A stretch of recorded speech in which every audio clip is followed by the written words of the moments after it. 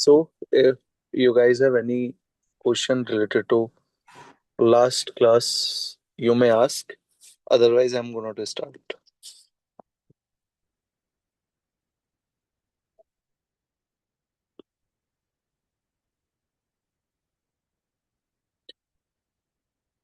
बच्चों, किसी को कोई डाउट नहीं है?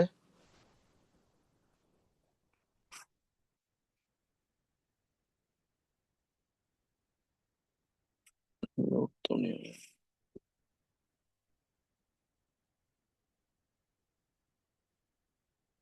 ओके बच्चों, सुन पा रहे हो ना मुझे?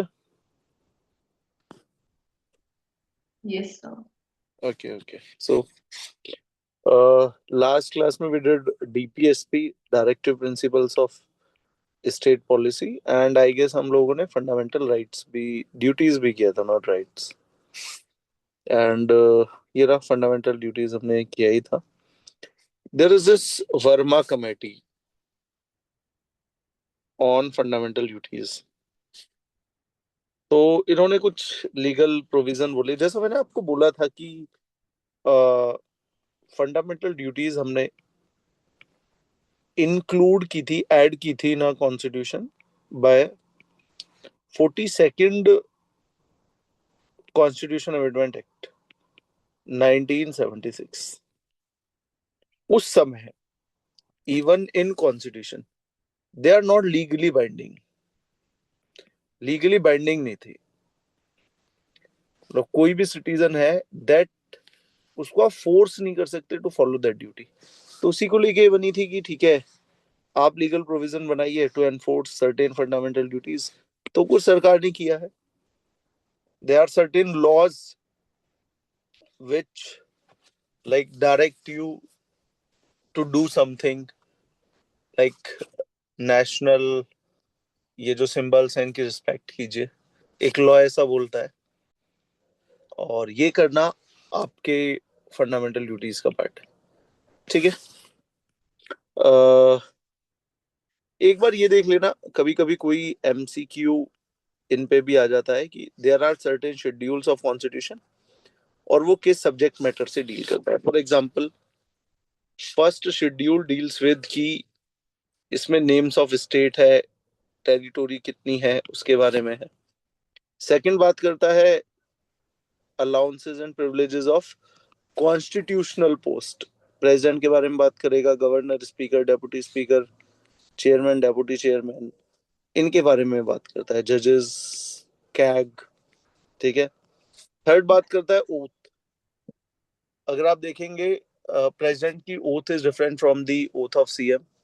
हर एक कॉन्स्टिट्यूशनली जो पोस्ट पे बैठे होते हैं, there is different oath. For example, the oath of president says that to defend the country, defend शब्द आता है, टू डिफेंड द कंट्री। ये पीएम की ओथ में नहीं है। ठीक है। तो ओथ का सब्जेक्ट क्या है, क्या ओथ लेनी होती है, थर्ड शेड्यूल में। फोर्थ बात करता है कि हर स्टेट को कितनी सीटें मिलेंगी राज्यसभा में। बस आपको ये याद रखना है, there might be a question कि थर्ड शेड्यूल किससे डील करता है, फोर्थ शेड्यूल किससे डील करता है। आपको वो थोड़ा सा बेसिक याद रखना है। Again, fifth schedule deals with administration of scheduled area and scheduled tribes. Very important. Scheduled area and scheduled tribes, बात करेंगे इसके बारे में भी कभी डिटेल में। एंड इसको तो स्टार मार्क कर लेना, सिक्स्थ शेड्यूल स्टार मार्क करना। हमारे कुछ ऐसे ट्राइबल इलाके हैं, 3 स्टेट में, 4 हैं सॉरी, जिनको हमने बहुत ज्यादा ऑटोनॉमी दे रखी है। वो है असम के कुछ इलाके, मेघालय के, त्रिपुरा के, मिजोरम के।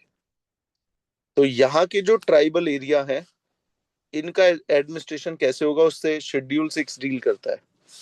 एंड यहाँ पे बहुत ज्यादा ऑटोनॉमी हम उन ट्राइब्स को देते हैं। अब why it is very important for your exam, आप सभी लोगों ने लद्दाख में सुना होगा, लद्दाख में प्रोटेस्ट चल रहा है। And the people of Ladakh under the leadership of Sonam Wangchuk, they are demanding कि आप शेड्यूल 6 में इंक्लूड कीजिए लद्दाख को। तो तो वो एक प्रोटेस्ट चल रहा है। Ladakh is demanding for schedule 6। अब अगर लद्दाख को शेड्यूल 6 मिला, व्हाट विल चेंज? तो चेंज ये होगा, the people of like Ladakh have more power. ठीक है, उनको लैंड राइट ज्यादा मिलेंगे, सेंटर इंटरफेयर नहीं करेगी, इस तरीके की पावर उनको मिलेगी।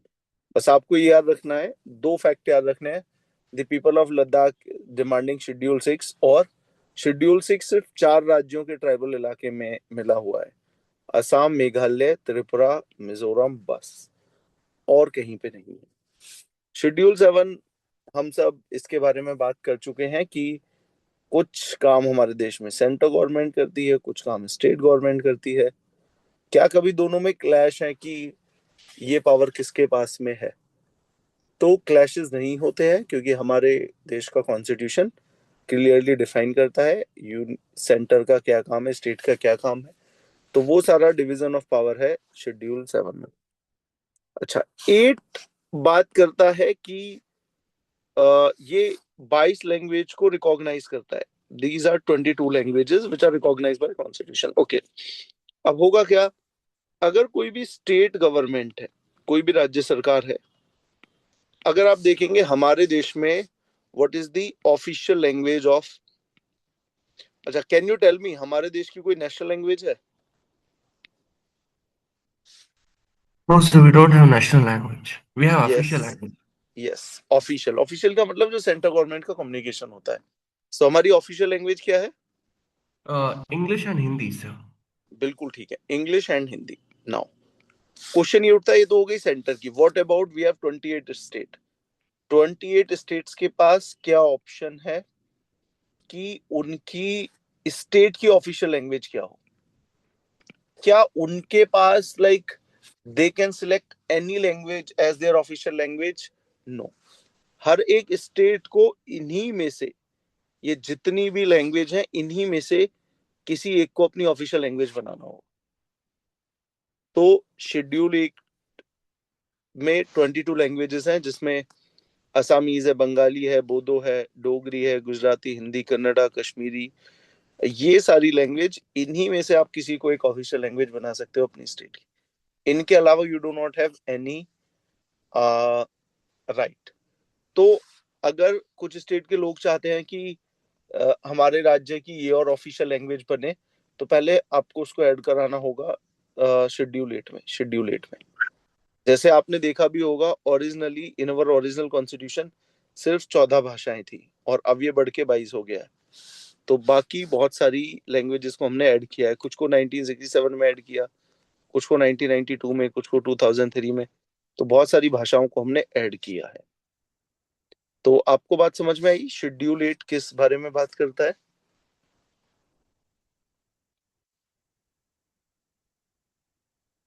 Okay, Yes, sir. ठीक है। सर इसमें अ, नेपाली क्यों ऐड किया है? बेटा, नेपाली, अगर आप हमारे बॉर्डर एरियाज में देखोगे, see Nepal country is a like political identity, but Nepali language is a cultural thing. Are you getting my point? There are like certain percentage of Ukrainian people which speak Russian language, है ना? There are certain percentage of Pakistani people which speak Hindi.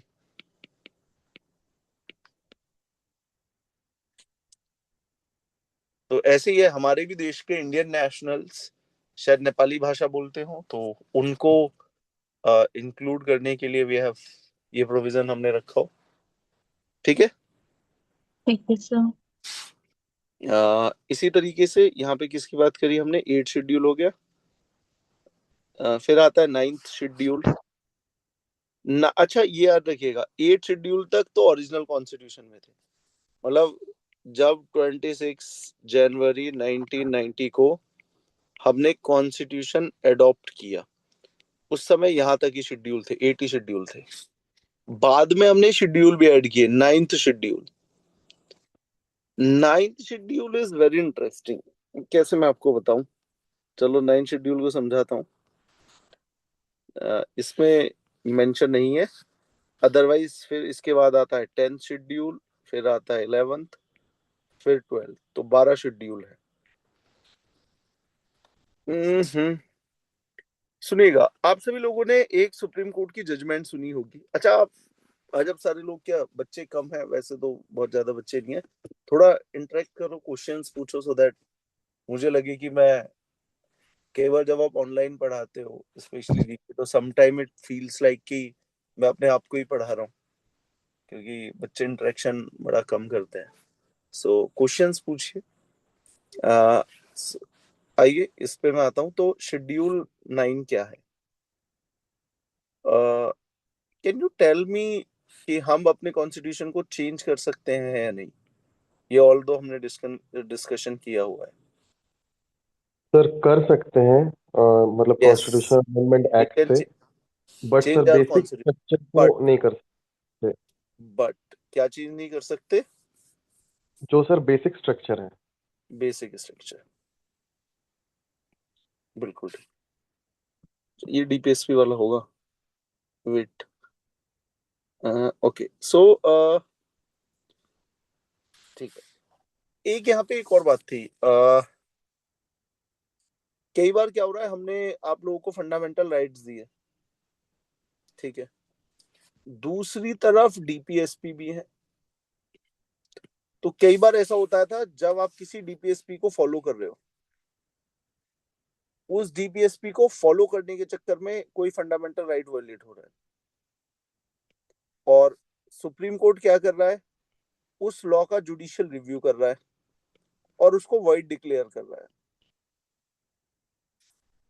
जैसे मैं एक hypothetical case बता रहा हूँ। Let's say initially you have provided reservation for women.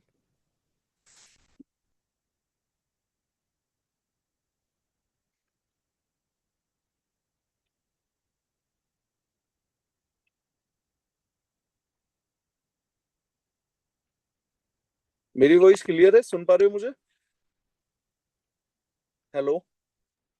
Sir okay okay, just एक second hold कर।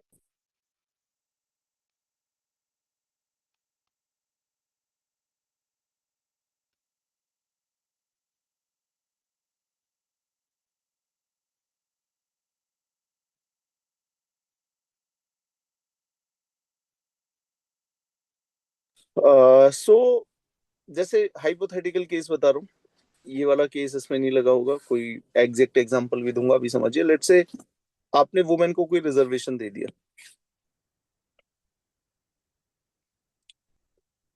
डीपीएसपी को आपने फॉलो किया कि भाई हमें इक्वालिटी लेके आनी है, तो इक्वालिटी में एक जेंडर डायमेंशन भी आ गई।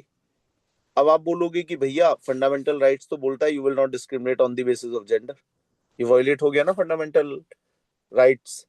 अच्छा, अब तो बहुत सारी अंडरस्टैंडिंग आ गई, उसको बोलते हैं कॉन्स्टिट्यूशनल विजडम आ गई, कि हाँ भाई आप ऐसा कर सकते हो। उस समय तो नया नया कॉन्स्टिट्यूशन बना था, टेक्स्ट पेज आते थे, लग रहा है ये वायलेट हो गया। तो इन्होंने क्या किया, शेड्यूल 9 में अगर आप किसी भी लॉ को डालोगे, कोई भी लॉ अगर आपने शेड्यूल 9 में डाल दिया, तो फिर सुप्रीम कोर्ट उसको रिव्यू नहीं कर सकता कि, और रिव्यू करके ये नहीं बोल सकता कि इट वायलेट्स फंडामेंटल राइट और मैं इस लॉ को वॉइड डिक्लेयर कर रहा हूँ। मतलब मैंने आपको बताया था, हमारे देश का लेजिस्लेचर कोई भी डिसीजन लेता है, तो आप क्या करते हो, उस डिसीजन को यू कैन चैलेंज। ठीक है, आप उस डिसीजन को चैलेंज कर सकते, सॉरी, लेजिस्लेटर कोई भी डिसीजन लेता है तो सुप्रीम कोर्ट उसको रिव्यू कर सकता है कि वो सही है नहीं। लेकिन आपने अगर उस लॉ को शेड्यूल 9 में डाल दिया, तो आपने सुप्रीम कोर्ट की उस पावर को काइंड ऑफ नेगेट कर दिया। तो ये था वो। ठीक है, एक बार इसको आप पढ़िए, फिर समझ में आएगा।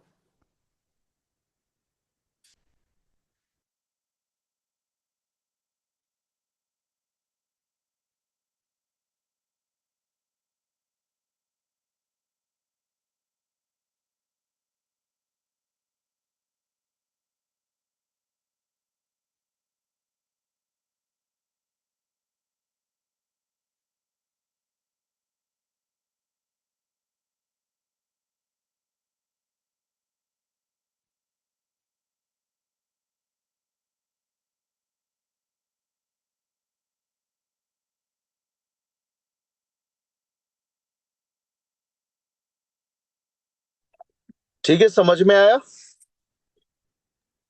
तो मुझे अच्छे से समझ नहीं आया ये।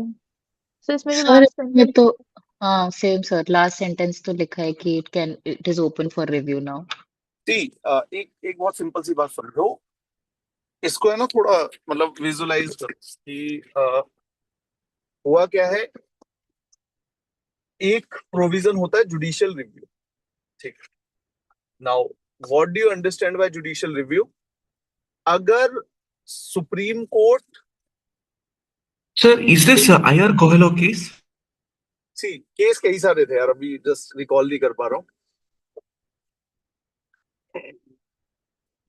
केस कई सारे थे, एग्जैक्टली मैं रिकॉल नहीं कर पा रहा हूँ, बस सी सर मैं क्लास केशवानंद में आपको एक है ना एक ब्रॉडर इसके प्रिंसिपल को आप समझो कि ब्रॉडर में क्या बात कहना चाह रहा हूँ। बात ये है कि सुप्रीम कोर्ट के पास पावर है, उस पावर को हम बोलते हैं जुडिशियल रिव्यू। ओके, उस पावर में सुप्रीम कोर्ट को क्या मिलता है?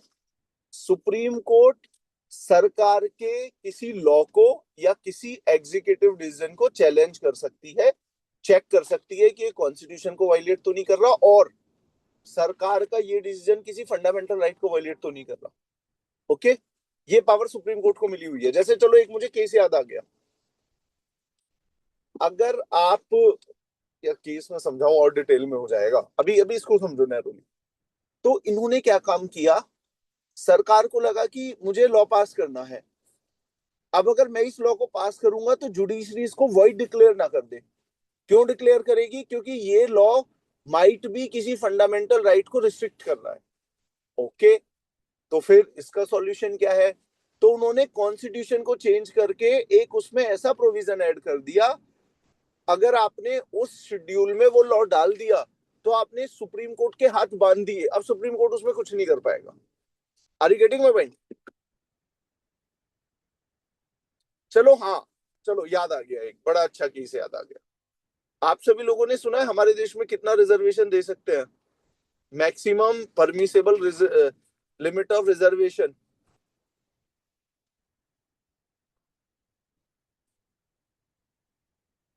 Anyone can explain? कोई डेटा याद है हमारे देश में कितना रिजर्वेशन दे सकते हैं? हाँ सर 50% है सीलिंग। 50% सीलिंग है ना? हाँ अब जी। आप में से, अच्छा ये सीलिंग सेंटर गवर्नमेंट की है, राज्य गवर्नमेंट की है? Central ये तो नहीं government, पता। 50% was decided by ये central सेंटर government. की भी है और स्टेट गवर्नमेंट की भी है। कोई राज्य सरकार भी जितनी भी नौकरियां हैं 50% से ज्यादा रिजर्वेशन नहीं दे सकता। Now do one thing, check की तमिलनाडु में टोटल रिजर्वेशन कितना है, जस्ट गूगल इट और मुझे बताओ total percentage of reservation in Tamil Nadu. Check करके एक बार बताओ।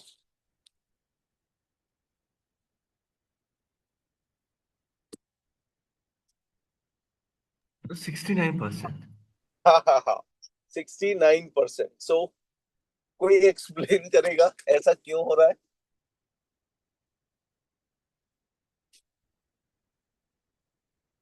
तो इन्होंने क्या किया, रिजर्वेशन दिया और उस रिजर्वेशन वाले लॉ को शेड्यूल 9 में डाल दिया।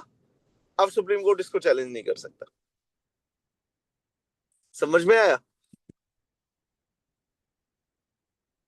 अब सुनिएगा, बट सुप्रीम कोर्ट ने फर्दर एक जजमेंट दे दी कि शेड्यूल 9 में जो भी लॉ केशवानंद भारती से पहले ऐड हुए थे, यानी कि 1974 में आई गेस जजमेंट आई थी एक डेट को, जून में समथिंग, चेक कर लेना। उससे पहले जो ऐड हो गए उनको तो ठीक है, हो गए, अब होने दो। लेकिन उसके बाद अगर कोई भी ऐड हुआ है तो उसको वो वॉइड डिक्लेयर कर सकते हैं, उससे पहले वाले को वॉइड डिक्लेयर नहीं कर सकते। थोड़ा भी समझ में आया या कंफ्यूजन है? Got it sir. ठीक है ना? सुनो, आज अगर यूपी सरकार रिजर्वेशन दे दे 70, और क्योंकि सेंटर में भी एक ही पार्टी की है और वो इसको शेड्यूल 9 में डाल दे, तो क्या ये जुडिशियल रिव्यू से बच जाएगा लॉ? नहीं बचेगा। ठीक है, बट इनिशियली जो लॉ, क्योंकि कॉन्स्टिट्यूशन को कितना अमेंड कर सकते हो, क्या है, क्या आप किसी लॉ को जुडिशियल रिव्यू से बचा सकते हो, ये सारी प्रोविजन बाद में आए हैं। पहले आपने शेड्यूल 9 बना दिया, तो अब क्या हुआ है कि भाई शेड्यूल 9 में जो भी लॉ एक डेट तक थे उनको तो इन्होंने मान लिया है, लेकिन जो भी नए ऐड होते हैं उनको वो नहीं मानते। ठीक है, बस आप ये मानो कि शेड्यूल 9 में कुछ ऐसे लॉज हैं, इसलिए मैं आपको सिंपल करके बता रहा हूँ, जिन लॉज पे जुडिशियल रिव्यू लागू नहीं होता। ठीक है, ओके। एक और इंपॉर्टेंट है, अब जैसे इस नोट्स में तो नहीं दे रखा पर मैं आपको ऐड करा रहा हूँ, लिख लेना 10th schedule anti defection law. 10th schedule anti defection law. Now what are anti defection law? अगर कोई भी लेजिस्लेचर, एमपी या एमएलए अपनी पॉलिटिकल पार्टी को छोड़ता है या कोई इंडिपेंडेंट व्यक्ति पॉलिटिकल पार्टी ज्वाइन करता है, पॉलिटिकल पार्टी छोड़ी या किसी ने पॉलिटिकल पार्टी ज्वाइन की इंडिपेंडेंट ने, तो उसको डिस्क्वालीफाई किया जा सकता है। देयर वॉज अ फिनोमिना, आया राम गया राम, आया राम गया राम, गूगल करना पता चलेगा। So there was a MLA, उन्होंने 2-3 दिन के अंदर में 3-4 पॉलिटिकल पार्टियां चेंज करी। वो गवर्नमेंट फॉर्मेशन में बड़ा की एमएलए था, मेजोरिटी किसी के पास कम होगी, तो ऐसा था कि उनके नाम में कुछ आता होगा कि वो कहाँ है, आ गए चले गए पॉलिटिकल पार्टी में, तो एक फ्रेज बन गया आया राम गया राम। तो इस फिनोमिना को रोकने के लिए कि भाई अब, क्योंकि देखिए कोई भी एमएलए मान लीजिए किसी भी पॉलिटिकल पार्टी से लड़ता है, कांग्रेस, बीजेपी, आप एनी पॉलिटिकल पार्टी, तो जब वो, तो लोग सिर्फ उस इंडिविजुअल कैंडिडेट को वोट नहीं देते हैं, उस पॉलिटिकल पार्टी को भी वोट देते हैं। मान लीजिए एक एमएलए खड़ा हुआ, कोई भी पार्टी ले लो, बीएसपी से खड़ा हुआ, अभी मुझे शायद ऐसा हुआ है, किसी को रिकॉल है बीएसपी का एक एमएलए जीता है बिहार में, और जितना मुझे याद है शायद वो उसने बीएसपी छोड़ने की बात, ऐसी मैंने न्यूज सुनी थी। किसी ने सुना है कुछ ऐसा?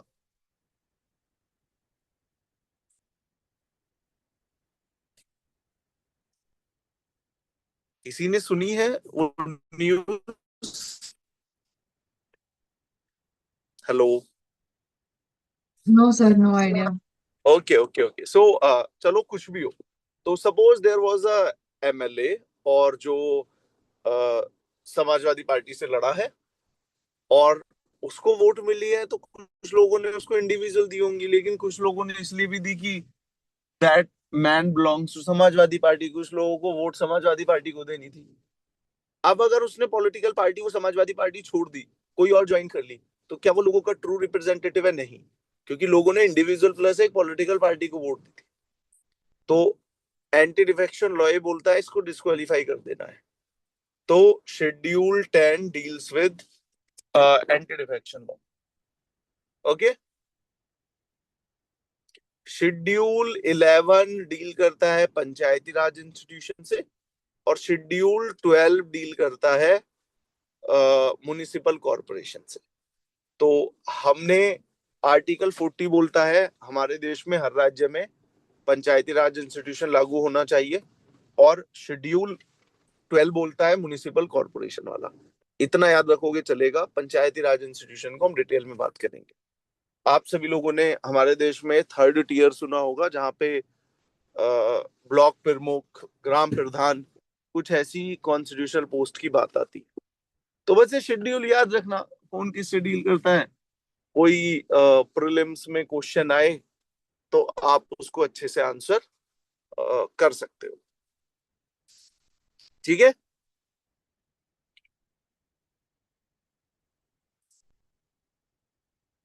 अब अगला है सिस्टम ऑफ गवर्नमेंट, ये भी देखेंगे। ठीक है, इसको एक बार पढ़ लेना।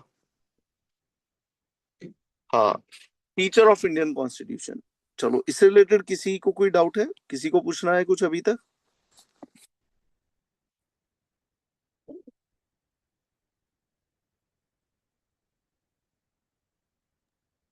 No, sir, not from my side.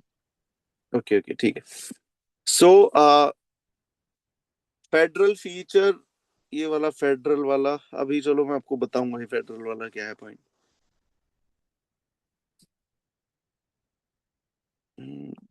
चलो एक बार अब ये प्रेसिडेंट स्टार्ट करते हैं।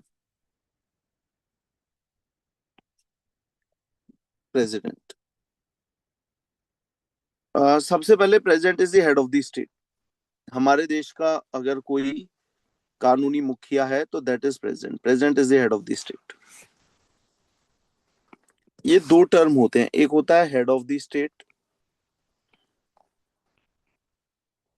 स्टेट, दूसरा होता है हेड ऑफ द गवर्नमेंट।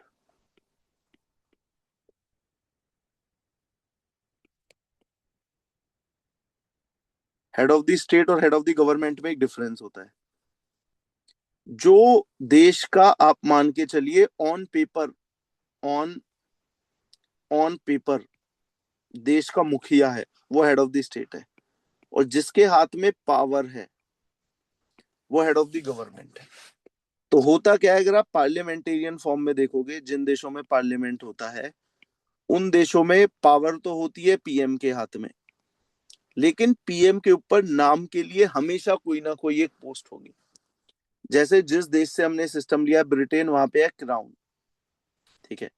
अब हमने जब ये सिस्टम अपने देश में कॉपी किया तो व्हाट वी डिड, पीएम की जगह वी इंट्रोड्यूस पीएम और क्राउन की जगह वी इंट्रोड्यूस प्रेसिडेंट।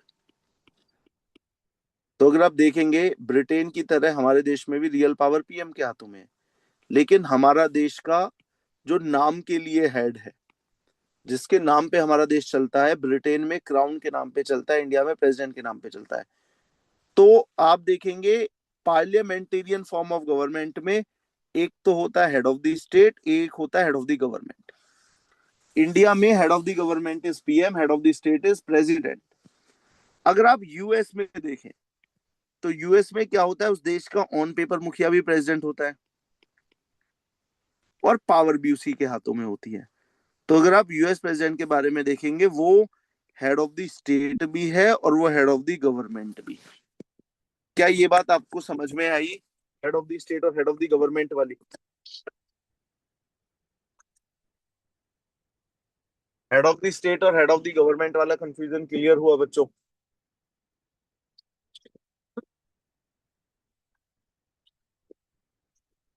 आपको बस याद रखना है पार्लियामेंटेरियन फॉर्म ऑफ गवर्नमेंट में एक होता है हेड ऑफ द स्टेट, जो ऑन पेपर देश का मुखिया है। हमारे देश का मुखिया ऑन पेपर इज प्रेसिडेंट। इसलिए आप कभी भी आप देखिएगा हमारे देश के जितने भी मेन अपॉइंटमेंट्स हैं, सुप्रीम कोर्ट के जजेस को कौन अपॉइंट करता है? प्रेसिडेंट। चीफ इलेक्शन कमिश्नर को प्रेसिडेंट, कैग को प्रेसिडेंट, यूपीएससी के मेंबर को प्रेसिडेंट, सबको प्रेसिडेंट अपॉइंट करता है। बट एक्चुअली उसने दिमाग नहीं लगाया, उसके नाम पे प्रेसिडेंट को अपॉइंट किया, उसके नाम पे अपॉइंट किया गया। रियल डिसीजन तो पीएम वगैरह ने ले लिया, ठीक है। ये presidential form, parliamentarian form of government में यही होता है। और इसलिए आप देखेंगे जिन भी देशों में पार्लियामेंटेरियन फॉर्म ऑफ गवर्नमेंट है वहां पे दो होते हैं, एक होता है हेड ऑफ द स्टेट, एक होता है हेड ऑफ द गवर्नमेंट। अच्छा, ऐसा क्यों होता है, वाई? ये सुनिएगा, किसी भी देश में अगर पार्लियामेंटेरियन फॉर्म ऑफ गवर्नमेंट है तो जो पीएम है उसकी पोस्ट फिक्स नहीं है। वो कब तक पीएम रहेगा? जब तक उसके पास मेजॉरिटी सपोर्ट है। मेजॉरिटी सपोर्ट है। तो अगर पूर्ण बहुमत की सरकार है, पूर्ण बहुमत की सरकार है, आप देखिए ना मोदी सरकार बहुत इस बात पे एम्फेसिस करती है, पूर्ण बहुमत की सरकार। पूर्ण बहुमत की सरकार है तो प्रधानमंत्री के गिरने के चांसेस कम है।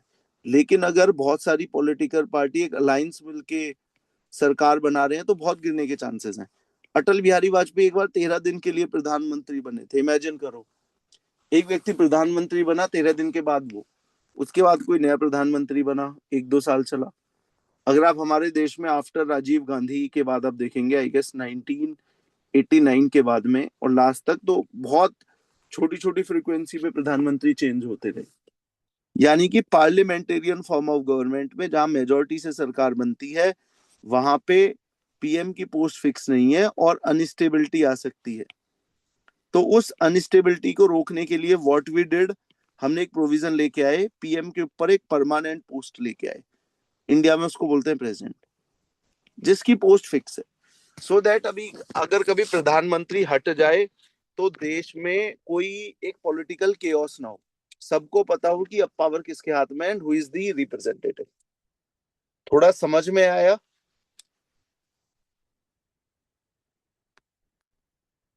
क्लियर है बच्चों? Yes sir. ठीक है, 1 मिनट दो, जस्ट मैं इसको आईपैड को चार्जिंग पे लगा रहा हूँ, जस्ट गिव मी।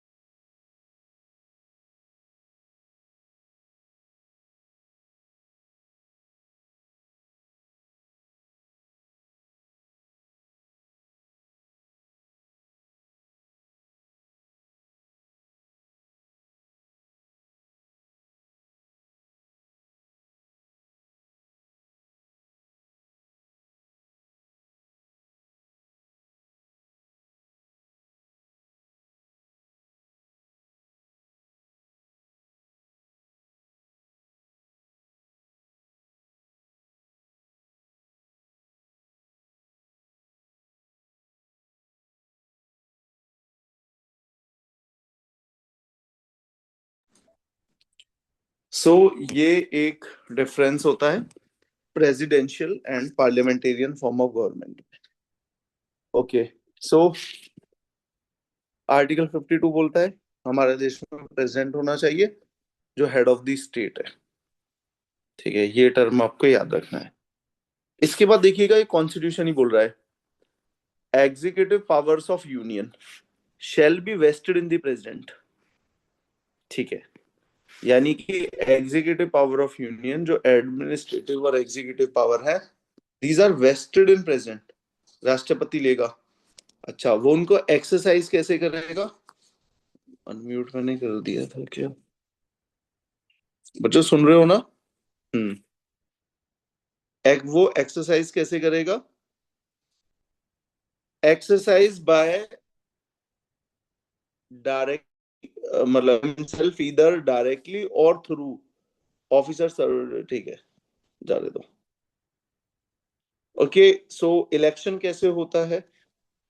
इलेक्शन में आपको याद रखना है एक इलेक्टोरल कॉलीग होता है, इलेक्टोरल कॉलीग में वोटर्स होते हैं। अब प्रेसिडेंट के इलेक्शन के केस में कौन कौन वोटर्स है? 2 कैटेगरी के लोग वोट डालते हैं, मतलब 2 रिप्रेजेंटेटिव वोट डालते हैं। इसको मैं लिखता हूं ओनली एमपी वोट डालते हैं। एमपी 2 तरीके से बन सकते हैं, इलेक्शन लड़के तो आपको इलेक्टेड बोला जाएगा, नॉमिनेट होके भी आप बन सकते हो। तो इलेक्टेड एमपी होते हैं, नॉमिनेटेड एमपी होते हैं। प्रेसिडेंट के इलेक्शन में नॉमिनेटेड वोट नहीं डालते, सिर्फ इलेक्टेड वोट डालते हैं। और वोटर होते हैं only only MP plus MLA. MLA भी इलेक्शन लड़के आप बन सकते हो, नॉमिनेट होके बन सकते हो। तो यहाँ पे भी नॉमिनेटेड वोट नहीं डालते हैं, यानी कि प्रेसिडेंट के केस में वोट डालते हैं only MP elected and MLA elected. These are the voters in the president election. तो आप देखो कि हमारे देश में जो प्रेसिडेंट का इलेक्शन है ना, ये जो प्रेसिडेंट का इलेक्शन है डायरेक्ट नहीं है, डायरेक्ट नहीं है, मतलब लोग वोट नहीं डालते, इनडायरेक्ट इलेक्शन। इनडायरेक्ट कैसे है? लोगों ने, people have voted for their representative, MLA MP. अब आप देखो ना, एमएलए और एमपी को, एमएलए एमपी किसने बनाया? लोगों ने बनाया। तो कोई भी एमएलए और एमपी जब कोई भी डिसीजन लेता है, किसके बिहाफ पे लेता है? They are representing the people. और जब ये लोग प्रेसिडेंट के इलेक्शन में वोट डाल रहे हैं, तो भी किसके बिहाफ पे डाल रहे हैं? लोगों के बिहाफ पे डाल रहे हैं। तो एमएलए और MP, they participate in the election of president on the behalf of people. इसलिए आप देखिए, हमारी डेमोक्रेसी को है ना, तुमने एक टर्म भी कई बार सुना होगा, रिप्रेजेंटेटिव डेमोक्रेसी।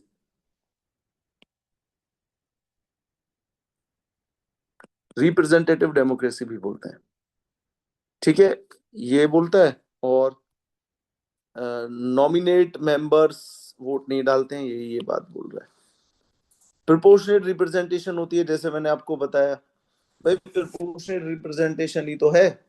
एक, लेट्स से एमपी 30-40 लाख लोगों को रिप्रेजेंट करता है, तो 30-40 लाख लोगों के बिहाफ पे एक एमपी ने वोट डाला। See, parliamentarian form is a proportionate representation.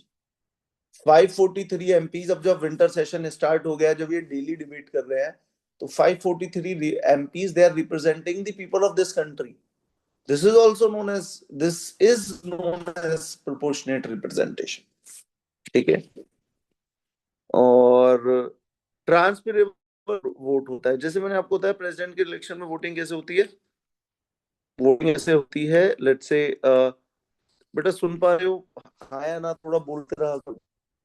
3 candidates XYZ, और यहाँ पे हो गए सारे वोटर्स, बहुत सारे वोटर हैं, एमपी और एमएलए मिला के 4,000-5,000 वोटर्स हैं। तो ये लोग जब भी वोट डालते हैं, ये प्रेफरेंस पे वोट डालते हैं कि लेट्स से एक्स ने डाला, ए ने डाला, मेरी ए फर्स्ट प्रेफरेंस है एक्स, सेकंड है जेड। दूसरे ने डाला मेरी फर्स्ट प्रेफरेंस है वाई, सेकंड है एक्स। तीसरे ने डाला कि मेरी एक प्रेफरेंस है जेड, और फिर सेकंड प्रेफरेंस है वाई, थर्ड है ये। अब होगा क्या? लेट्स से, अच्छा, प्रेसिडेंट के इलेक्शन में एक और याद रखना, जिसको 50% वोटें मिलेगी वो बस वही जीतेगा। नॉर्मल इलेक्शन में जब एमपी या एमएलए का इलेक्शन होता है, वो जीता है जिसको मैक्सिमम वोटें मिलती हैं। यहाँ पे वो जीतेगा मैक्सिमम, चाहे वो टोटल पोल्ड वोट का 10% हो। लेकिन एमपी प्रेसिडेंट के इलेक्शन में वही जीतेगा जिसको 50% मिली हो। अब मुझे एक बात बताइए, मान लीजिए इलेक्शन आ गया और XYZ तीनों में से लेट्स से एक्स को मिली कितनी परसेंट वोट? एक्स को मानो, एक्स को मिली 20% वोट, इसको मिली 40% वोट, इसको मिली 30% vote. Now as per you, who will be the president of India इस सिनारियो में? कौन होगा president of India?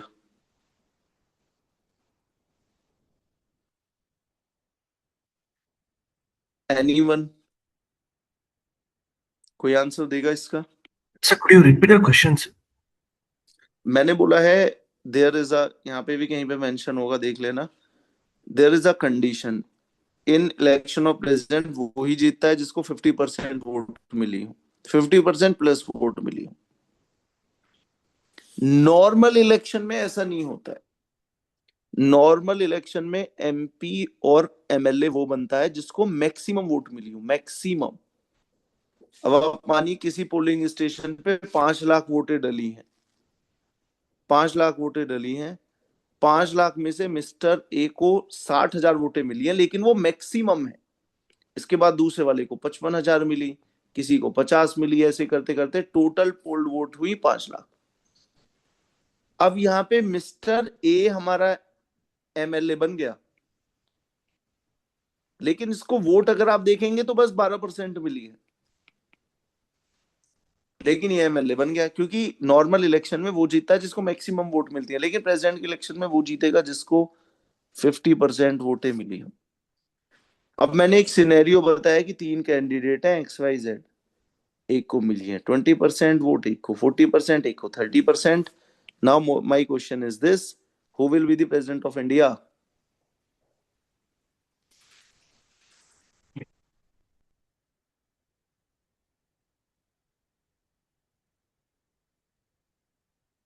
I think the second कोई candidate, sir. नहीं बनेगा, कोई नहीं बनेगा अभी। अब क्या होगा, सबसे कम वोट मिली है 20 को, तो ये जो 20 है ना, ये एलिमिनेट हो जाएगा। अब आप देखिए, यानी कि 20% लोगों की एक्स पहली पसंद था, एक इसकी था, तो अब होगा क्या, इसकी जो वोट है ना वो शिफ्ट हो जाएगी इसकी सेकंड प्रेफरेंस पे, जेड को मिल जाएगी। यानी कि जो 20% वोट हैं ये सेकंड प्रेफरेंस पे चली जाएंगी, जो भी मेंशन कर रखा होगा, इसलिए इसको ट्रांसफरेबल वोट बोलते हैं। तो मैंने आपको अभी समझाया प्रोपोर्शनेट रिप्रेजेंटेशन और ट्रांसफरेबल वोट, ठीक है। ये देख लेना। Yes, sir. अच्छा, व्हाट आर द क्वालिफिकेशन? किसी को अगर हमारे देश में प्रेसिडेंट बनना है 4 क्वालिफिकेशन होनी चाहिए। बेटा ये पढ़ाया तो नहीं है ना मैंने, कभी रिपीट तो नहीं हो रहा है, ये बताते रहना है आपको।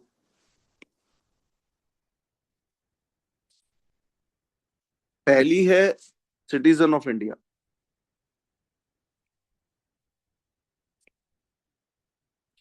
वो भारत का नागरिक हो। अगर आप यूएस का कॉन्स्टिट्यूशन पढ़ेंगे वहां पे एक और प्रोविजन है यूएस के में, वो सिटीजन भी हो प्लस बॉर्न भी हो, जन्म भी उसका यूएस में हुआ हो। यानी कि कोई व्यक्ति इंडिया में आ गया, पहले वो लेट से किसी और देश का सिटीजन था, वो इंडिया में आ गया, और इंडिया में आने के बाद वो इंडिया का सिटीजन बना, ठीक है। तो क्या वो व्यक्ति जो बाद में इंडिया का सिटीजन बना, क्या इंडिया का प्रेसिडेंट बन सकता है? बन सकता है। लेकिन आप और मैं कल को यूएस चले जाएं, बहुत पॉपुलर हो जाए वहां पे, सिटीजनशिप में मिल जाए, चलो, क्या यूएस का प्रेसिडेंट बन पाएंगे? कभी नहीं बन पाएंगे, क्योंकि यूएस का कॉन्स्टिट्यूशन ये बोलता है वही प्रेसिडेंट बनेगा जिसका जन्म यूएस में हुआ हो। इंडिया में सिर्फ सिटीजनशिप है पहली, तो हम सभी लोग के पास पहली क्वालिफिकेशन तो है। दूसरी है एज 35+, चलो एक दिन हम सभी लोगों के पास ये भी हो जाएगी, ठीक है। तीसरी क्वालिफिकेशन है कि वो व्यक्ति जो प्रेसिडेंट का इलेक्शन लड़ रहा है वो लोकसभा का इलेक्शन लड़ने के लिए इलिजिबल हो, इलिजिबल हो to contest the election of Lok Sabha. अब हम सब लोग भारत के नागरिक हैं, पहली सिटीजन है, एज 35 होगी, नहीं होगी तो कभी हो जाएगी, जो नहीं है तो कभी हो जाएगी, 5 साल में, 10 साल में, 15 साल में। दूसरी क्वालिफिकेशन भी पूरी हो जाएगी। तीसरी है कि हम लोकसभा के लिए एलिजिबल है, हाँ बिल्कुल, इसमें भी कुछ बेसिक बेसिक सी चीजें, ये भी चलो हो जाएगी। चौथी है उस व्यक्ति के पास ऑफिस ऑफ प्रॉफिट नहीं होना चाहिए। अच्छा, ये कॉन्स्टिट्यूशन की लैंग्वेज थी कि the person should not hold office of profit. अब कॉन्स्टिट्यूशन की लैंग्वेज तो बड़ी ट्रिकी होती है, थी भी ये ट्रिकी, इसका इंटरप्रिटेशन क्या होगा, तो इसके बहुत इंटरप्रिटेशन आए। Office of profit, so what do you think, what is the your interpretation of this fourth qualification? इसकी यही आई कि भैया इसके पास कोई सरकारी नौकरी ना हो, इसके पास कोई ऑफिस ऑफ प्रॉफिट ना हो अंडर गवर्नमेंट ऑफ इंडिया और स्टेट गवर्नमेंट और एनी अदर लोकल और अथॉरिटी, ठीक है, कोई सरकारी नौकरी ना हो। तो ये 4 क्वालिफिकेशन है प्रेसिडेंट के इलेक्शन की। क्या आप सभी लोग ये सुन पा रहे हैं, समझ में आया ये? Sir, can he hold any office in any private organization that doesn't come under? Yes yes yes yes, private organisation में होल्ड कर सकता है, और एक और एक्सेप्शन भी है। एक एक्सेप्शन है, यहाँ पे डिटेल में लिखा हुआ है, पढ़ लेना। एक एक्सेप्शन है,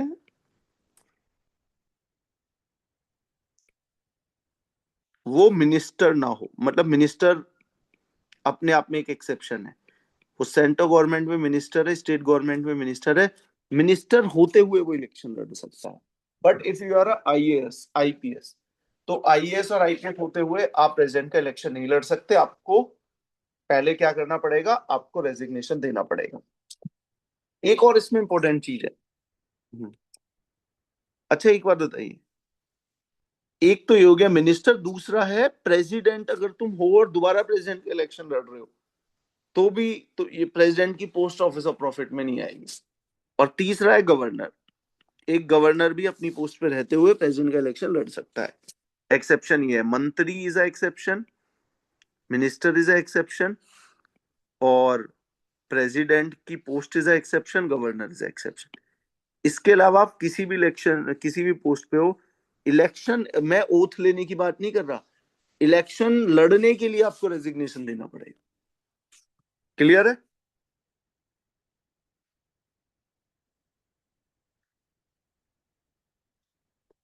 ये पढ़ लेना। आर्टिकल 61 बोलता है कि इनको हटाया जा सकता है, और हटाने का ये जो प्रोसेस है ना, आप ईदर हाउस में इंट्रोड्यूस कर सकते हो, लोकसभा में भी राज्यसभा में भी। ठीक है, ये उसका एक प्रोसेस है, देख लेना, इतना इंपॉर्टेंट नहीं है, प्रोसेस पे क्वेश्चन नहीं आएगा। आर्टिकल 61, हाँ एक इंपॉर्टेंट पॉइंट, प्रेसिडेंट को हटाने के लिए what is the ground, ground is violation of constitution. ठीक है, आपको भी लग रहा है बड़ा अच्छा ग्राउंड है, बट इसमें चैलेंज ये है, can you explain what is violation of constitution. ये violation of constitution not mention in constitution, not is explain by any law, neither it is clarified by any judgement, supreme court और high court के द्वारा। तो violation of constitution क्या है, constitution makers लिख के चले गए, ना तो कॉन्स्टिट्यूशन में एक्सप्लेन्ड है, ना ये कोई सरकार ने लॉ बना के इसको एक्सप्लेन किया, ना ये किसी सुप्रीम कोर्ट और हाई कोर्ट की जजमेंट के द्वारा क्लैरिफाई किया गया। तो वायलेशन ऑफ कॉन्स्टिट्यूशन क्या है, we do not know. Clear है? सो आप प्रेसिडेंट को रिमूव तो कर सकते हो, बट उसको रिमूव करने के लिए जो ग्राउंड है वो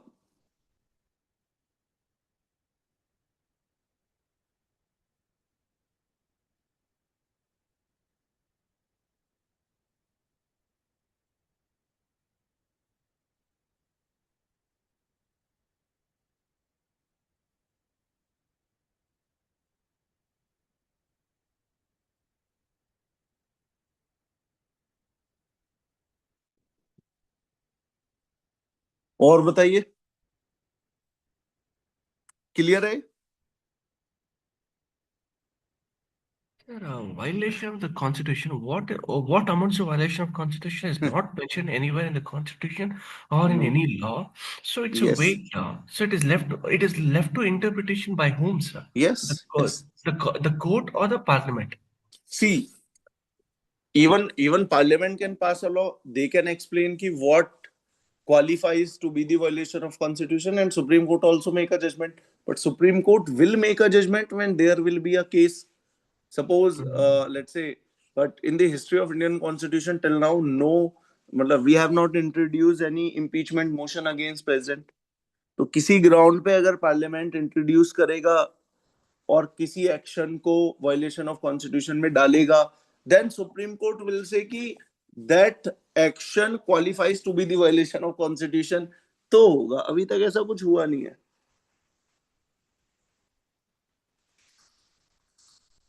समझे? अभी तक ऐसी नौबत ही नहीं आई है। Yes, sir. ठीक है, कभी फ्यूचर में शायद कभी हो, शायद ऑल दो ना हो तो ज्यादा अच्छा है। हमारे जो पार्लियामेंटेरियंस की उनकी विजडम ऐसी हो कि आप, और हमारे देश के प्रेसिडेंट ऐसे आए कि हमेशा सही एक्शन ले, तो शायद जरूरत ना पड़े, बट कभी पड़ी तो देखेंगे क्या होगा। क्योंकि अभी हमारे देश में वाइस प्रेसिडेंट को भी हटाया गया, नहीं वाइस प्रेसिडेंट ने रेजिग्नेशन दिया, चलो हटाया तो नहीं गया। ठीक है, सो आते हैं नेक्स्ट वाइस प्रेसिडेंट पे। अगर आप वाइस प्रेसिडेंट को देखें, 2-3 पॉइंट है बस जो एग्जाम पॉइंट ऑफ व्यू से आपको पढ़ने हैं, बाकी सारी चीजें सेम है कि एक तो है तुम्हारा क्वालिफिकेशन। क्वालिफिकेशन ये हमने पढ़ी प्रेसिडेंट की। अगर आप इस प्रेसिडेंट की क्वालिफिकेशन में सिर्फ एक चेंज करते हो, और वो एक चेंज है, इसको लोकसभा की जगह आप कर दीजिए राज्यसभा, तो ये वाइस प्रेसिडेंट की क्वालिफिकेशन हो जाती है। मतलब भारत का नागरिक 35 साल की age, should not have any office of profit, और वो राज्यसभा का इलेक्शन लड़ने के लिए एलिजिबल। दूसरा एक इंपॉर्टेंट पॉइंट है, जो भी हमारे देश का वीपी होगा, जो भी हमारे देश का वाइस प्रेसिडेंट होगा, वो पार्लियामेंट में हमारे 2 हाउस है ना, one is Lok Sabha, another is Rajya Sabha. तो ये जो राज्यसभा वाला हाउस है, इस राज्यसभा वाले हाउस का प्रिजाइडिंग ऑफिसर इज चेयरमैन। तो जो भी हमारे देश का वाइस प्रेसिडेंट होता है वो ऑटोमेटिकली राज्यसभा का चेयरमैन बनता है। ये आपको याद रखना है, बस ये 2-3 बातें। और हाँ, एक और बात है, जब वीपी का इलेक्शन होता है वोटर्स कौन होते हैं? देखो वही है, प्रोपोर्शनेट रिप्रेजेंटेशन से होगा, सिंगल ट्रांसफरेबल होगा, बट वोटर्स कौन है? वोटर्स होते हैं ऑल एमपी ओनली। तो अब कोई इसको प्रेसिडेंट से कंपेयर करे तो 2 डिफरेंस है। पहला डिफरेंस, नॉमिनेटेड एमपी वोट डाल सकते हैं। दूसरा डिफरेंस, एमएलए वोट नहीं डालते हैं। तो ये डिफरेंस है अगर आप इसको कंपेयर करें with the election of president. Clear है?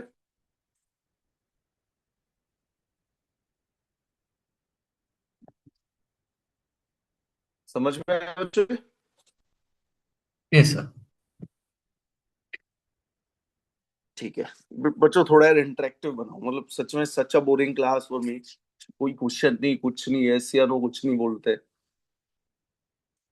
सर इसमें और प्रेसिडेंट में एक और डिफरेंस है क्या? जैसे इसमें प्रेसिडेंट में था कि ऑफिस ऑफ प्रॉफिट नहीं होना चाहिए, लेकिन ये वाइस प्रेसिडेंट जो होते हैं वो राज्यसभा के चेयरमैन भी होते हैं, तो ये सी मतलब हाँ, मैं भी आपको, चलो एक चीज तो तुमने यहाँ पे पूछा तो तुम्हें कुछ इंटरेस्टिंग देता हूँ, सुनिएगा।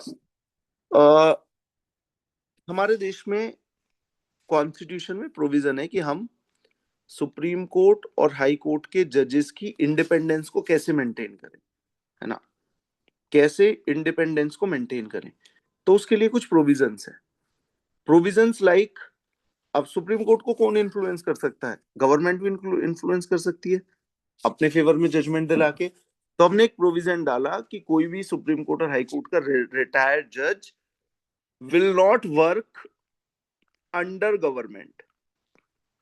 कि ऐसा ना हो कि सरकार रिटायरमेंट के बाद उन्हें कुछ दे दे और सुप्रीम कोर्ट या हाई कोर्ट के जज भी उनके फेवर में कोई जजमेंट दे दे, इन दी कोई डील हो, कुछ हो जाए कि रिटायरमेंट के बाद ही मुझे कुछ बना देंगे।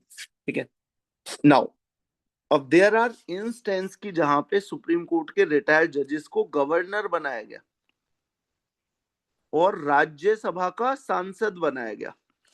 There was a chief justice of supreme court, I guess, मैं नाम नहीं लूंगा, अभी वीडियो दिखाऊंगा, तो उनको राज्यसभा का मेंबर बनाया गया। तो जब वो ओथ ले रहे थे, अपोजिशन ने बहुत रकस क्रिएट किया। Just give me a minute, वो मैं वीडियो आपको दिखाता हूँ और फिर मैं इस आपके टेक्स्ट वाले इसको मैं सॉल्व करूंगा कि ये क्या था।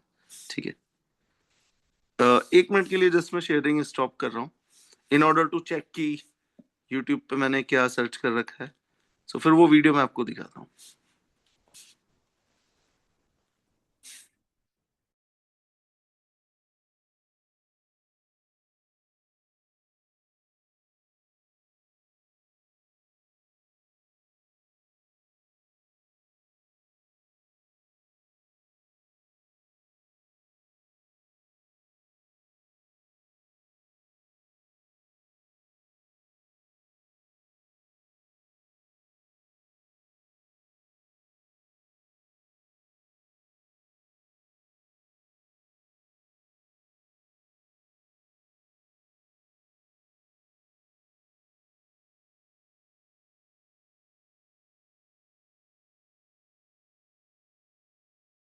Okay, so just watch this video.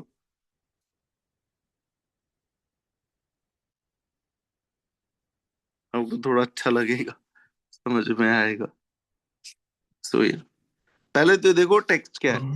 Ranjan Gogoi takes oath amid shame chant. तो अपोजिशन पार्टी ने शेम ऑन यू चैंट किया। देखिएगा, प्रिंट की न्यूज है। Former chief justice of India Gogoi takes oath in Rajya Sabha amid shame on you chant. Imagine करो, opposition is saying shame on you. किस बात की शेम, वो अब आप देखिए। Subscribe to our YouTube channel and press the bell icon to get the latest updates. Oath or affirmation? Secretary General. Please. No, this is not the way. Please. No, please. This will not go on record. Sit down. Sit down, please. Very fair. Unfair.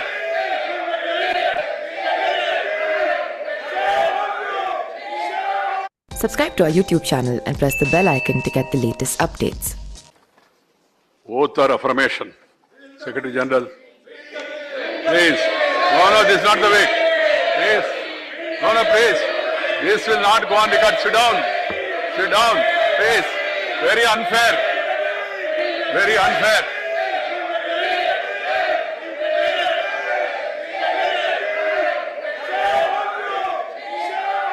अब बैठ जाइए please. What is the answer, Maji? It is not fair. This will not go on record. बैठ जाइए. Very unfair, unbecoming of members of parliament. I, Ranjan Gogoi, having been nominated a member of the Council of States, do swear in the name of God that I will bear true faith and allegiance to the Constitution of India as by law established, that I will uphold the sovereignty and integrity of India, and that I will faithfully and discharge the duty upon which I am about to enter.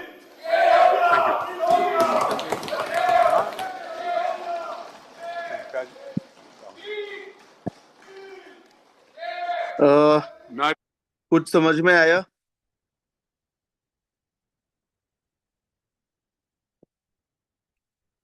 Hello, yes sir. क्या समझ में आया? वही जैसे वो farmer CGI थे तो उनको राज्यसभा का मेंबर बनने नहीं दे रहे थे अपोजिशन वाले। हाँ ठीक है, समझ में। सुनिएगा, बन गए इसका मतलब टेक्निकली कुछ तो लूप होल होगा, है ना? और अपोजिशन वाले क्यों अपोज कर रहे थे? वो था मैटर ऑफ प्रिंसिपल। अब सुनना है क्या? सुप्रीम कोर्ट का कोई भी जज है, उसको आप लाइक कॉन्स्टिट्यूशन ही उसको रिस्ट्रिक्ट करता है कि they should not work under the government. But अगर किसी रूलिंग गवर्नमेंट ने उसको गवर्नर बना दिया किसी राज्य का, now the post of governor is not considered as a office under government, office under government of India. समझ में आया? मतलब किया तो केंद्र सरकार नहीं, लेकिन गवर्नर की पोस्ट को technically office under government of India consider नहीं किया जाता।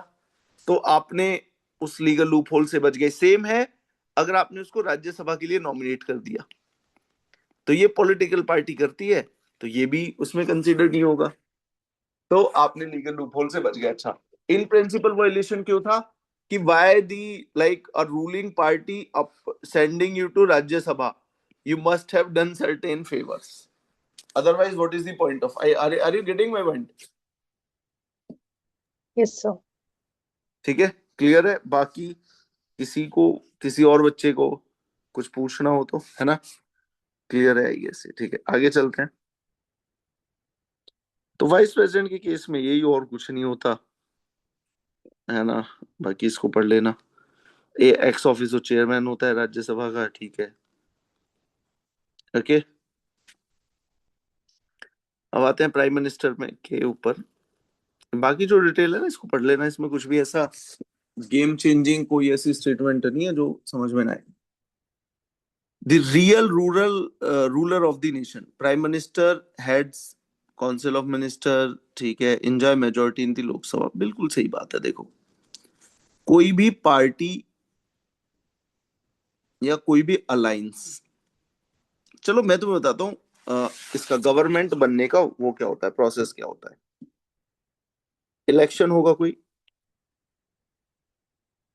इलेक्शन के बाद आएगा रिजल्ट।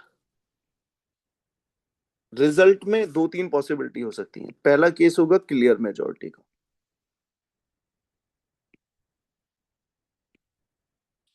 किसी एक पॉलिटिकल पार्टी को क्लियर मेजॉरिटी मिलेगी, that might be BJP. BJP को पहली बार 2014 में क्लियर मेजॉरिटी मिली। इंडियन नेशनल कांग्रेस के पास तो हमेशा से ही क्लियर मेजॉरिटी थी। लास्ट टाइम उनको क्लियर मेजॉरिटी मिली थी 1984 इलेक्शन में, आई गेस 4 या 5, मुझे याद नहीं है किस साल था, पर 1984 after the assassination of Indira Gandhi जो इलेक्शन हुआ उसमें कांग्रेस को भरपूर बहुमत मिला, ठीक है। इसके बाद से अब तक अगर आप देखेंगे 4 डेकेड हो चुके हैं, 4 डेकेड हो चुके हैं, कांग्रेस को अभी तक कभी पूर्ण बहुमत नहीं मिला है। ओके, दूसरा केस होता है अलायंस जीता है। तो इस बार आप देखेंगे 2024 के इलेक्शन में बीजेपी को नहीं मिली, लेकिन बीजेपी लेड एक अलायंस है एनडीए, एनडीए के पास बहुमत थी। इसी तरीके से जो कांग्रेस के अलायंस का नाम था यूपीए था, यूपीए 1 पावर में आई 2004 में, 2009 में दोबारा से पावर में आई, ठीक है, यूपीए 2। तो एक अलायंस को पावर में मिली है। तीसरा केस होता है हंग असेंबली। हंग असेंबली,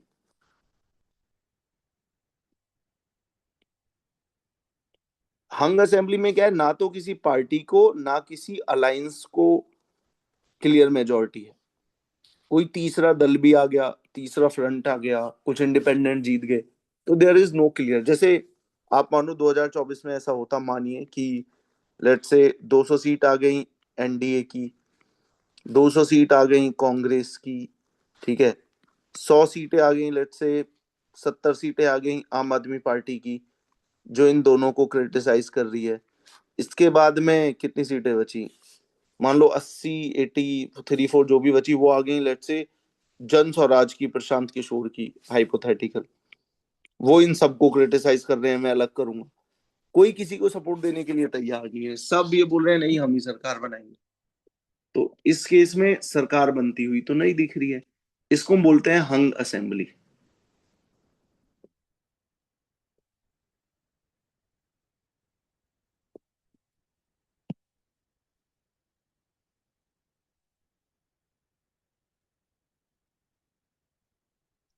हंग असेंबली का केस बोलते हैं। अब होगा क्या, देखो क्लियर मेजोरिटी के केस में तो जिसको क्लियर मेजोरिटी मिली है वो अब, अच्छा ऑफिशियल तरीका क्या होगा, क्लियर मेजोरिटी मिल गई फिर क्या होगा, मीटिंग बुलाई जाएगी एमपीज की, और वहां पे डिक्लेयर होगा कि हमारा लीडर कौन है। ये जो लीडर होता है ना, यही होता है पीएम का कैंडिडेट। और वो लीडर, अब मेजोरिटी है, तुम्हारा लीडर डिसाइड हो गया, वो लीडर जाएगा और प्रेसिडेंट के पास दावा पेश करेगा कि I am gonna to form the government. सभी एमपीज के सिग्नेचर दिखाएगा कि I am having the majority. अब सुनिएगा, अब ये जो प्रेसिडेंट है, प्रेसिडेंट अगर क्लियर मेजोरिटी का केस है तो उसे परमिशन दे देता है, ठीक है, कि आप सरकार बनाइए। अच्छा, अभी एमपीज ने वोट डाली नहीं है, ये तो जस्ट नोशनल हो रहा है। वो बोल रहा है कि देखो पेपर पे मेरी पार्टी के 300 एमपी जीते हैं, मुझे प्रधानमंत्री बनना है, उन्होंने मुझे लीडर डिसाइड किया है, मुझे बनाइए। उस ओथ प्रेसिडेंट उसको दिला देता है। ओथ के बाद उसको टाइम देता है कुछ दिन का, महीने का, 30 डेज का, कि अपना बहुमत प्रूव कीजिए। तब भी ऐसा हो सकता है कि बदल जाए एमपी और इसको रिजाइन देना पड़े, रेजिग्नेशन, ऐसा हो सकता है। दूसरा केस होता है तुम्हारा अलायंस वाला, अलायंस में भी दिख जाता है ना, सेम ही प्रोसेस फॉलो होता है। तीसरा हंग असेंबली। हंग असेंबली में मान लो यूपीए भी बोल रहा है कि भाई मेरे पास भी मेजोरिटी है, और एनडीए भी बोल रहा है मेरे पास मेजोरिटी है, और दोनों दावा पेश कर रहे हैं कि हम सरकार फॉर्म करेंगे। ऐसे में प्रेसिडेंट के मजे आ जाते हैं। प्रेसिडेंट चूज करेगा कि किसको ऑप्शन देना है। और यहाँ पे प्रेसिडेंट, मतलब प्रेसिडेंट की इतनी डिस्क्रिशनरी पावर है, उसे मान लो पता चल गया कि यूपीए के पास नहीं है, लेकिन वो यूपीए का जो लीडर होगा ना उसको भी पीएम बना सकता है, और उसको 30 दिन का समय दे देगा। अब ज्यादा से ज्यादा क्या होगा, 30 दिन में फेल ही तो हो जाएगा, रेजिग्नेशन दे दो, 30 दिन तक तो पीएम बना। तो हंग असेंबली के केस में president is having huge power. ठीक है, समझ आया, आई होप आप लोगों को समझ में आया होगा थोड़ा बहुत तो।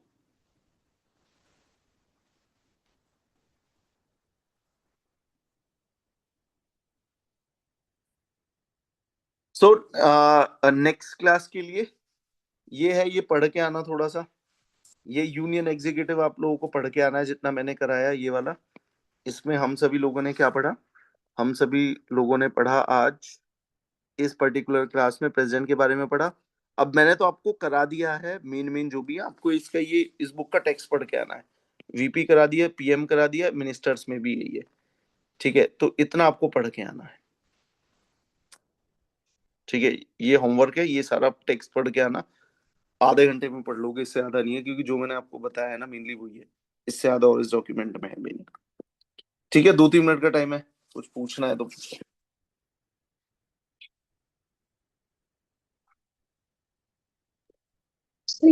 सही ये पीडीएफ प्लीज सेंड कर दीजिएगा ना आज। ओके, ग्रुप में मैं सेंड, ये सर ने भेजी हुई होगी, बट चलो मैं आपको अभी ही भेज रहा हूँ, मैं ये ग्रुप में पीडीएफ आपको शेयर कर रहा हूँ, ठीक है। Sir, and also should we remember the articles, exact articles number? Like which exact, article that? Okay okay, Yes. Exact article का नंबर देखो, कुछ कुछ का यहाँ पे मेंशन है, जो मेन है ना। See, constitution is a very like lengthy document, अगर आप एक एक आर्टिकल को पढ़ेंगे ना, मतलब ह्यूज है। तो यहाँ पे आप सबके एग्जाम पॉइंट ऑफ व्यू से, with the wisdom of let's say smart, we have decided कि इतना पढ़ लो पहले, that is sufficient first round में, अगर जरूरत होगी तो और बाद में पढ़ेंगे, है ना। कम से कम पहले इतना पढ़ लो। तो यहाँ पे अभी मेन आपको दे रखे हैं, जैसे आप देखिएगा यहाँ पे ही आर्टिकल 52, 53, 54, 55 यहाँ पे आ गया, 55 आ गया, है ना, 58 आ गया, जो बात करता है क्वालिफिकेशन की। तो मेन आर्टिकल्स हैं आपके पास, मैंने ग्रुप में शेयर कर दिया है सबको ये जीके बुक, आप इसको पढ़िएगा।